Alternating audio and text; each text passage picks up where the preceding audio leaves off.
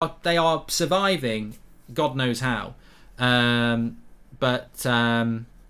mean, some people are even talking that Carrick might be the interim till the end of the season. That's not a change. That's not a change. I've just retweeted somebody as well because I think it encapsulates exactly what the problem is. And I've retweeted myself. There's a lot of anger online.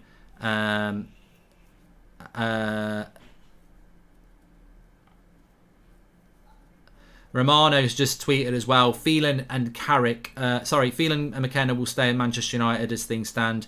Michael Carrick asked this morning for both to help in the backroom staff. Manchester United are working to find an interim manager as soon as possible. So McKenna and Phelan were going to go, but it looks like they're not going to now.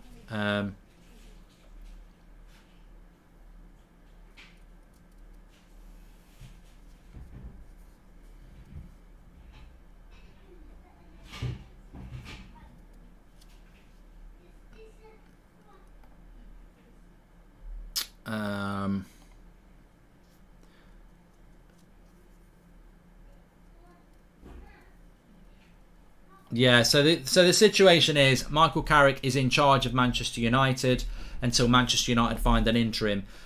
That interim thing, you know, United's future rests on the next few days really, because if the interim is Laurent Blanc on his own with Carrick and McKenna underneath him, I think this season's a mess. If the interim is Ralph Rangnick and he's then going to go upstairs and we're going to get like a Ten Hag in the summer, then there might be a future. Salah says if we get Blanc and he does well, will he be permanent? Well, the thing about Laurent Blanc is I did a video on Laurent Blanc 3 years ago. It might be worth going and finding it. I'll tweet it when I find it. So I'm not going to be a hypocrite and say I don't want Laurent Blanc, because I actually thought 3 years ago he'd be quite decent. He did a good job at Bordeaux. But I think Laurent Blanc's the sort of person that will have hooks put onto him and he'll keep Carrick and McKenna, and I don't want them.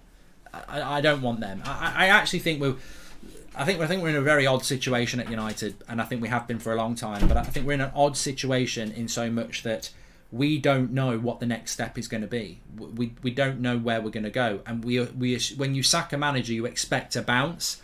We might not bounce. You know, we might not bounce from this because it's not really a change. I would love to see what Mourinho has to say about Carrick and McKenna, says Jacob. If the coaches all went with Ollie, who would be there for the players over the next few games, says Christopher. Do you think this will be the squad, bring the squad closer together, or create a bigger rift between the Ollie favourites and the Ollie outers in the squad? Well, that's a great point from Michelle, because if you think about it, if you're one of the outsiders, Carrick and McKenna are probably people you don't really trust or like anyway, because they've not been advising Ollie to pick you. So the team against Villarreal will be very interesting. But look, ultimately, even if the team changes, it's still the same coaches. We're not going to suddenly start playing different football, I don't think. How can the board be allowed to do this? Key players with contracts expiring will not sign with an interim. How is no one doing anything serious and concrete to reshape the club, says Massimo. And I was Ollie out for years and you drove me crazy giving chances. You ignored my 2,000 word email. Please don't do the same now with Maguire. He's a disgrace, says Paul Neeson. And I would love to hear what Magrino, okay. And Mike says, Carrick as manager, joke of a club. Thank you very much, Mike. Breaking news, Gary Neville says Carrick is the man for the job. Oh, Gary will love Carrick as the job. You know, the thing about Carrick is he's, you know, if whatever you think about Solskjaer, Carrick's closer to Rio and Gary and Scholesy and everybody else because he played with them. That's you know, that's what he did, isn't it? So they're actually closer. Ronaldo would be a better option as player manager instead of Carrick. We could be in the Europa League again. I'm so depressed, says Gabe. We'll watch this space with Cristiano Ronaldo, because in relation to Ronaldo, he might be a manager that doesn't actually sorry, he might be a player that doesn't actually stay at the club very long. You know, as I said, this situation could get worse before it gets better. Everyone assumes that, you know, it's going to get better. It could get worse before it gets better. Yeah, it could do. Sorry, I was just reading something there. Got nearly 40,000 watching. Please smash a like on the video and subscribe. We have got an 8 o'clock show tonight. Whether we're going to get any other updates today or not, I don't know. Look, Ole Gunnar Solskjaer has been sacked. at the start of the show I was losing my shit. I've calmed down a little bit now. This is the great thing about live content. You get real reaction. And look, I don't really give a shit about people who don't like what I say or what we say on this channel, because it's always comes from the heart and it's always about what's best for Manchester United. I could have gone live and gone, Solskjaer's been sacked, this is great news, we go again. Well, I don't. I scratch the surface like you do, and I look at it and I go, so Solskjaer has been absolutely humiliated by this football club. He's been thrown up and, you know, thrown onto the front pages as the problem. Yeah, we've got rid of Ollie, Ollie's out, this, that and the other. But you know what? They sacked Mourinho and they kept his coaches. They've sacked Ollie and they've kept his coaches. Listen to this and tell me why we fail. Jose Mourinho, Rui Faria left, second place. That summer, they didn't back him. They gave him Carrick and McKenna. We were shit that season, and then Mourinho got sacked in the December. Mourinho was sacked. Carrick and McKenna stayed. Ollie came in, worked under them. 3 years later, 3 years of mainly crap football. Solskjaer gets sacked, Carrick and McKenna stay. Tell me why we fail. Tell me why a football club is keeping, for the third tenure, the same two coaches that were part of Mourinho's failure, part of Ollie's failure, and now they're going to be part of somebody else's journey. Because I think if they did bring Laurent Blanc in, he won't be bringing a backroom staff. It will be, you've got to work with Carrick and McKenna. And who makes that decision? The board. Ed Woodward. This is why we fail. The board have got no idea how to run a football club. I think they think coaching's not that important, it's the man who picks the team. But when you watch United, the players, you know, may as well have blindfolds on. They're coached so badly. That's not going to change. I really hope now Donny gets good play time. Feel for the lad, says Addy. I've been following Premier League and this channel only for Ollie. Good luck to all and hope the club returns to old heights again, says Odin. Terrifying thought, Mark. What if they appoint Rooney? Oh, for God's sake, Skin. Yeah. Oh my God. Yeah, I'd never even thought of something like that. We need someone who isn't scared to play youth instead of playing them the same lineup week after week. Even as fans, we knew what this team would be, says Kyle. And welcome to the Members Club 9. What we need a specialist professional. Conte would have been perfect. I don't necessarily like Conte's style of football, but we've got Rafael Varane, David De Gea, Paul Pogba, Bruno Fernandes, Cristiano Ronaldo. 5 foreign superstars.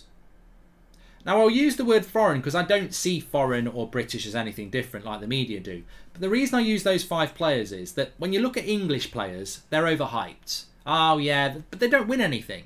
Rashford's not won anything. Maguire, Luke Shaw. I know they've won a Europa League, but you know they're not winners. They're hyped by the media into what they, you know. This has always happened. It's happened for 30 years. English players get overhyped.